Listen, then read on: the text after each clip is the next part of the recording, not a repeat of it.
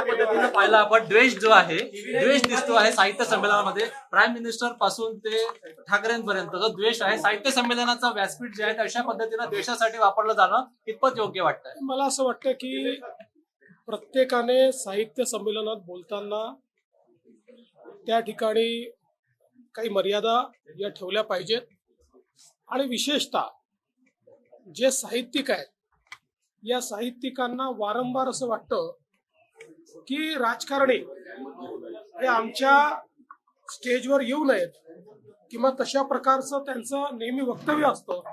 मग त्यांनी देखील पार्टी लाईनवरचे जे कमेंट्स आहेत हे कमेंट्स करणं हे योग्य नाही आहे. त्यांनीही मर्यादा पाळायला पाहिजे असं माझं मत आहे. उर्दू शाळांमध्ये अकोला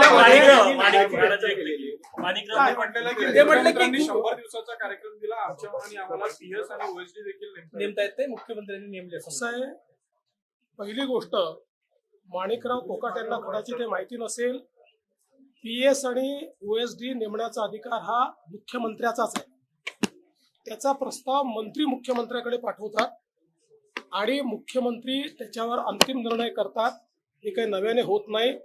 मी कॅबिनेटमध्ये स्पष्टपणे सांगितलं होतं, तुम्हाला पाहिजे ती नावं पाठवा, पण त्या नावांमध्ये ज्यांची नावं फिक्सर म्हणून ज्यांची नावं चुकीच्या कामामध्ये इन्व्हॉल्ड आहेत त्यांना मी मान्यता देणार नाही. आत्तापर्यंत माझ्याकडे 125च्या जवळपास नावं आली, त्यातली 109 नावं मी क्लिअर केलेली आहेत.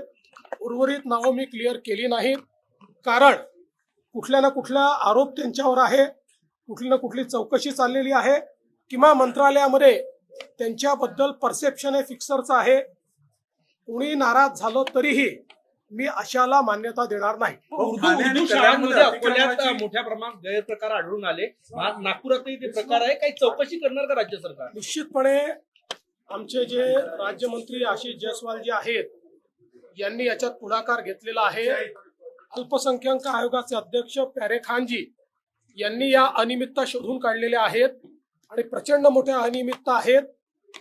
पोरांना शिक्षण मिळत नाहीये आणि काही लोक पैसे लाटतायत. त्याची संपूर्ण चौकशी करण्याचा निर्णय घेण्यात आलेला आहे. आशिष जयस्वाल त्यात लक्ष घालतायत. अतिक्रमणाची कारवाई सुरू आहे, त्या कारवाईमुळे अनेक घर बेघर होण्याची शक्यता आहे. याच्यामध्ये आमच्या असं लक्षात येत आहे की हे जे बिल्डर आहेत हे बिल्डरच कारस्थान करून अशा प्रकारे पहिल्यांदा अनियमित बांधकाम करायचं आणि मग कोणाला तरी कोर्टात पाठवायचं. हे जे काही धंदे चाललेले आहेत हे योग्य नाही आहेत. या संदर्भात उपमुख्यमंत्री एकनाथराव शिंदेजींची देखील